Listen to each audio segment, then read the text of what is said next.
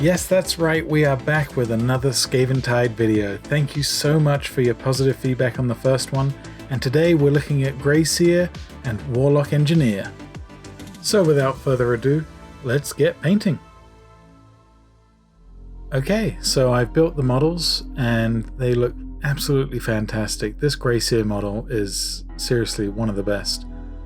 And I'm starting off with a black prime all over, and then a zenithal white from above. I'm not looking to completely cover this model, I'm just hitting some key areas with some of this white. So for example, the face and the knee and some of the stuff. Okay, once the prime is dried, I'm going to start blending the seam here where the model reaches the base, and I'm using a texture paint. This is a Pro Acryl texture paint, and it's a coarse texture, which helps blend the transition between the model and the base. And we're going to start off by using Slaughter Red. This is a contrast paint, so it's going to be quite thin, but I'm just applying this to the robe and letting the zenithal prime show through to give me some built-in shadows and highlights. I'm being fairly accurate here, I don't want to get too much overspill, but at this stage it's okay. And then I'm going to be using a neutral grey to begin with, and this is to help fill in those patchy areas on the base. I'm going to be using a Decayed metal for the weird scrap metal thing he's standing on, this diving bell looking thing. I was tempted to do a non-metallic metal approach, but in the interest of time, I'm just going to be using metallics for this. And next up we have Grim Black, and I'm using this for some of the other armor sections. I plan on doing some damage to these later on, so for right now this is just a base coat of Grim Black on here. And then I'm also using this for the pipes and the backpack apparatus that he has. Just any kind of areas that I feel like need this color.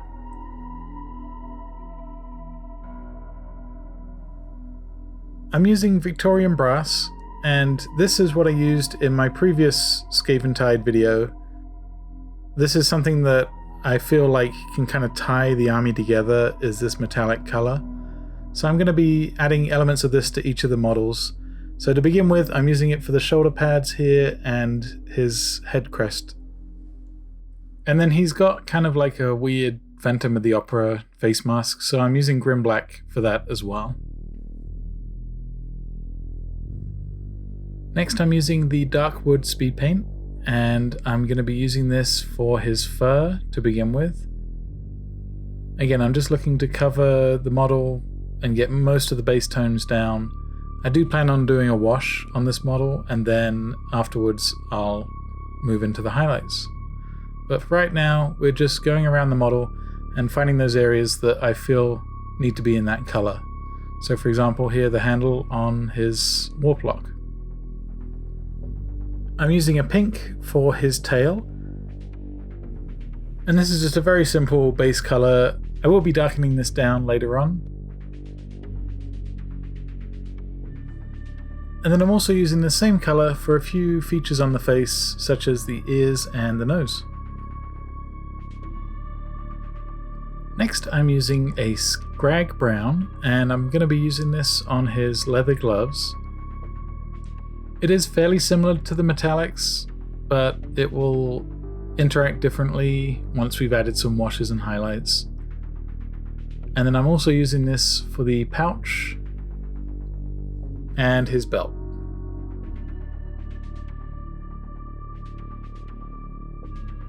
I'm using another metallic tone, Old Copper, and I'm going to be using this for any of the tanks on his backpack and some of the details on his gun as well. Again, this could be done in a non-metallic style, so you could use an orangey brown here, but I'm choosing to just do something that's a little bit quicker.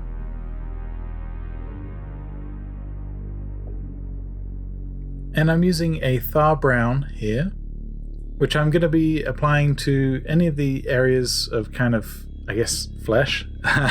So his feet and his face normally get this, and I'll blend it into a fur color towards the edges.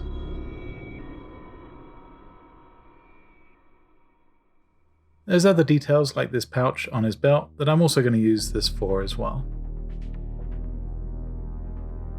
Next is Leadbelcher, and I'm using this for the gun barrel. This is a great metallic paint. It's a little thick, maybe mine's a little old, so I had to thin mine down just a hair.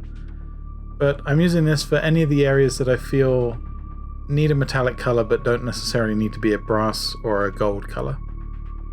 He also has a robotic leg as well, so just adding this to some of the areas that are poking out from under the robe. Games Workshop miniatures do have a tendency to be very highly detailed, so I'm just taking each section slowly and deciding on which colors before I commit, and making sure that everything has a fairly solid base coat beforehand.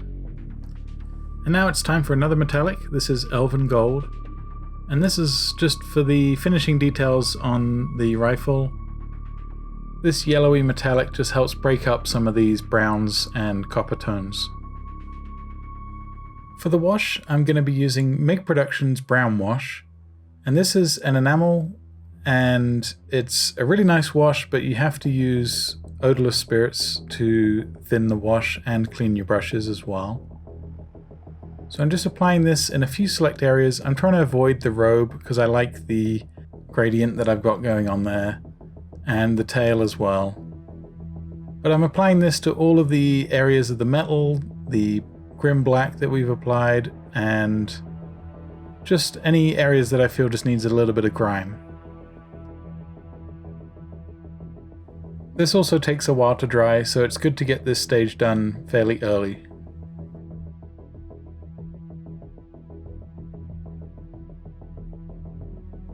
And while we're at the wash stage of the miniature, I'm going to be using Carroburg Crimson and using this for the tail. And those same features on the face, like the ears and the nose. Here I've got a speed metal, and I'm using this as a damage pass on the armor on his chest. I'm sticking pretty close to the box art colors, but I'm deviating in places where I'm just having fun with the paints or just trying new things. This metallic paint's really good for doing a damage pass on some of the equipment, but also just to add some nice bright highlights to some of the Leadbelcher and the wash.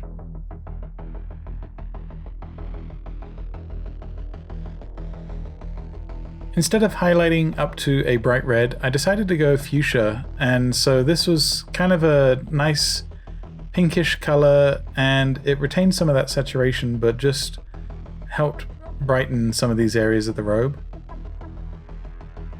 I kind of realized after this that I've got Master Splinter vibes going on with this rat, but I'm totally okay with that. I'm going back in with the pink and just adding some quick highlights to the tail. Now that we're into the highlights and details stage of the miniature, it is going to be a little bit choppy. I'm going to be jumping around all over the place, but I'm just taking my time and just adding these details back in. So for example, this is the original Thar brown, and I'm just re-highlighting up some of that flesh tone.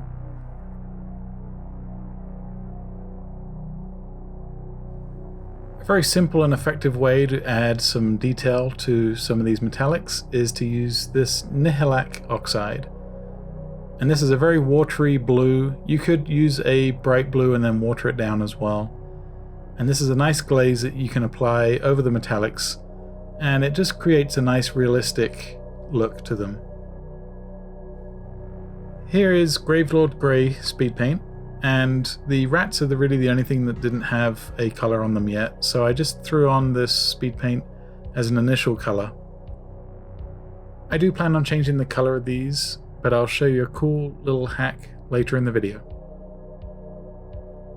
I'm using XV88, and this is going to be my highlight for the leather gloves.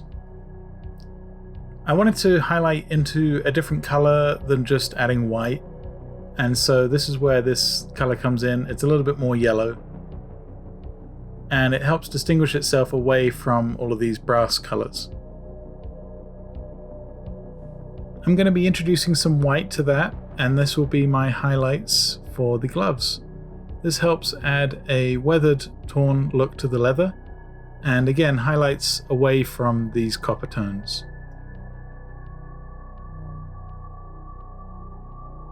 I'm adding one more wash to the base, which is Null Oil, and this is just to help blend in some of those greys and add some shadow and depth to the base. It's time to finish out the rest of the highlights. So this is the Scrag Brown as a fur highlight. And then I decided to punch up the robe just one more layer. So this is a very, very bright pink. I took that fuchsia and added some white to it. And I'm just using this sparingly. I don't want the robe to appear too shiny. I'm prepping the warp stone in the backpack apparatus with some white. Adding some fairly bright Thar brown to the teeth. And some grim black to the nails. I'm introducing another brown color. This is Rhinox hide, and I'm just using this for the straps on the rifle and on the skull on the top. And my favorite glow paint, Tesseract Glow.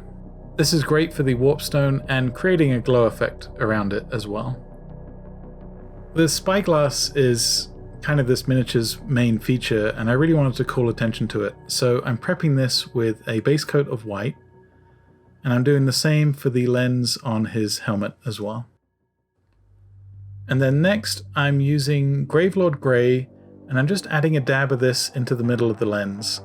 I'm letting it pool into the center, and as you can see, it's naturally pulling away from those edges. And then I'm using Tesseract Glow and coloring in those edges with this green color.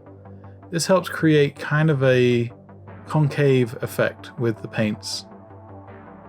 And then finally, a touch of white to add an artificial highlight. And I'm really happy with the way this turned out. I think it's kind of comical. It looks like his eye magnified. And then I'm going to highlight these rats up to a bright white. So this is a fairly ashy grey that I'm using here, and I'm stippling on the brush to create a faux fur effect. Adding some pink to the ears and the nose. And as I mentioned earlier, this is my hack. I've highlighted this rat in grayscale, so now if I apply a contrast paint, I can basically change the color of this rat to a brown. And this helps add variation into some of these smaller details. Finally, I'm going to dry brush the base with a light grey. I'm looking to match this to the previous base that I did for the Clawlord. And then a black rim to finish out the Warlock Engineer. And now we are onto the Grey Seer. This model is awesome. This miniature sold me on the pre-orders for Skaventide. It's so cool.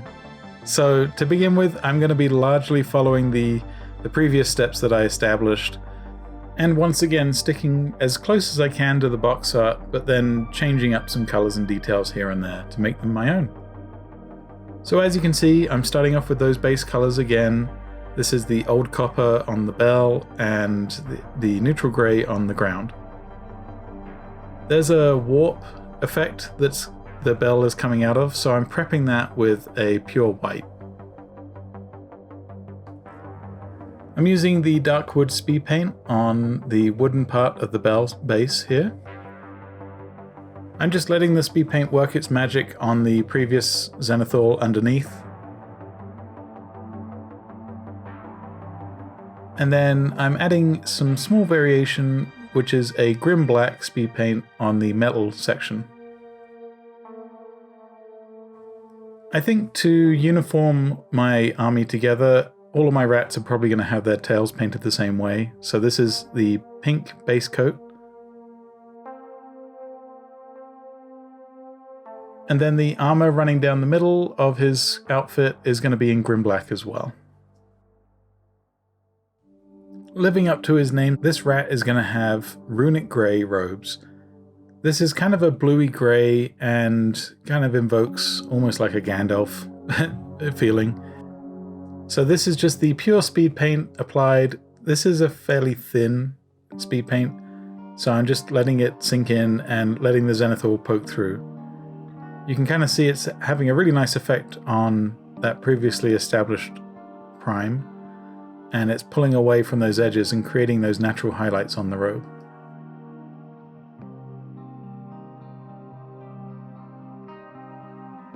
I'm adding the dark wood to the staff just to help round out some of these wood effects.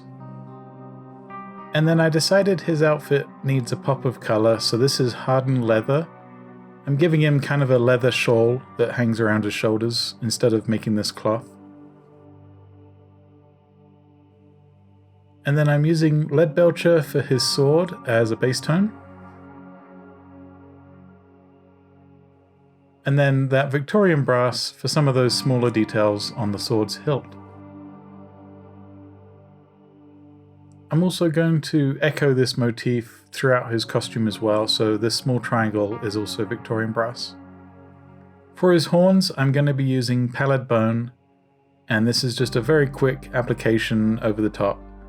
This creates a really nice bone effect, and then I'm going to be adding some highlights to this later on.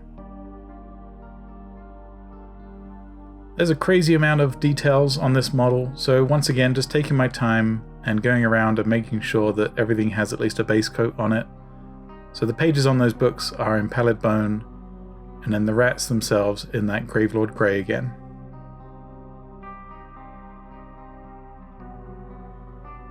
The main rat himself is called the Grey Seer, so he's going to have a grey fur. So I'm just letting that Gravelord grey just sink into the sculpt and pull out some of those initial details.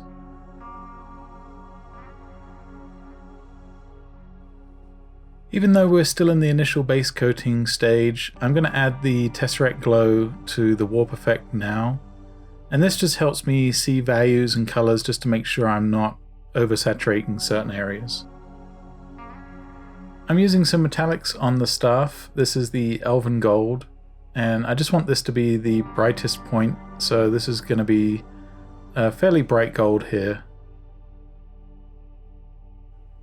Once again, I like to echo certain colours from their weapons to their outfits, so this is that same gold used on his bracelets. And just a very quick dark wood speed paint on the book cover. I'm taking some care to avoid the ropes that are tying it to his leg, but I'm not too worried. And as same as the Warlock before, I'm using the Thar brown for the extremities of his body, so his legs, his hands, and his face.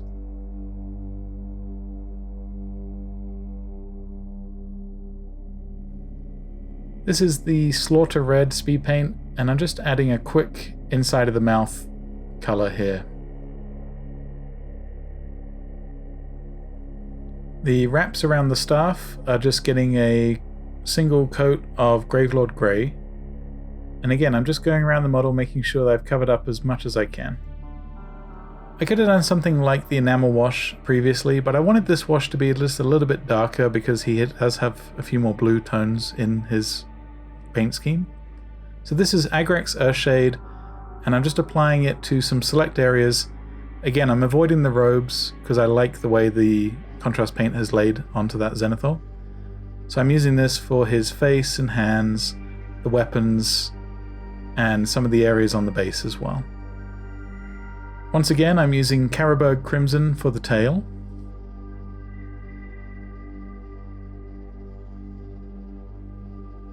And then this is just straight non-oil like I did for the previous base as well. One of my favourite effects to do is this Nihilak oxide on the copper. So I'm just having fun with this. If it gets a little thick, I just damp the brush and wipe away the excess. And then I'm reintroducing that Tesseract Glow, but just applying it to the bottom areas of the sculpt here to imply that it's glowing from below. And now we're going to start introducing some highlights and details. So this is XV88, and I'm just using this as some initial highlights for the leather. And then that nice warm scrag brown for the wood on his base.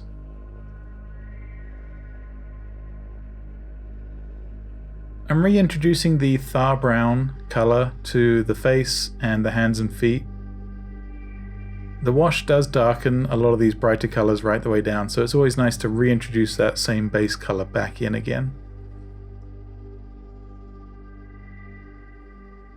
And then this is the same highlight scheme that I used for the gloves on the Warlock previously.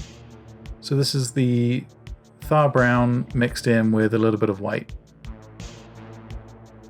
I'm using some white and a touch of that Tesseract glow to introduce some highlights into the warp effect.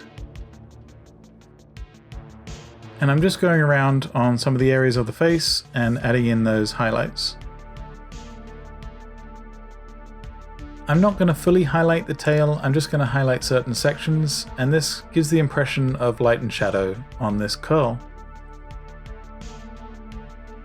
I'm introducing Scale Colors Birch, and this is going to be dry brushed onto the tips of the horns. I'm not dry brushing the whole of the horn, I'm just focusing towards the end here. And then for the ground section of the base, I'm highlighting it the same way I did with the others. While I have that light grey mixed, I'm just using this for some of these areas of the fur, just letting it catch the sculpt. And then I'm also highlighting the rats again, just the same way I did with the previous miniature. Lastly, I added a couple highlights to the robes. I don't really think it needed it. I kind of went back and forth and then I ended up just stopping. I was quite happy with the way that the contrast paint laid on this section of the miniature. And this is the black I've been using. So I'm just doing a very careful dot for the eye and then a very, very small highlight in white. I watered down that scrag brown right the way down to a rust kind of effect. You could use a rust paint for this, but I just found it easier to use it while it was on the wet palette. And then of course the nails are in grim black here. As we get close to finishing this miniature, I'm using speed metal to add some highlights to some of these metal areas. And I'm doing a fairly quick damage pass on the armor. And then I'm using that same trick as I did earlier and just using some speed paints to add some variations to the rats, which have the grayscale underneath. There we have it, 2 more rat boys for Skaventide. I am loving this box set. I think the sculpts are so cool. Let me know what you guys think down below. Which one's your favorite? I had fun equally on both of these models. I still don't think I've found that overall unifying theme for my army yet, but I'm just having a lot of fun with these detailed sculpts. As always, if you've really enjoyed this content, please consider subscribing. Liking the video really helps me out. Commenting down below, I love replying to your comments. I've got some really cool things in the works that are happening right now, and there's a lot more on the way. Thank you for making it this far into the video, and I will see you all in the next one.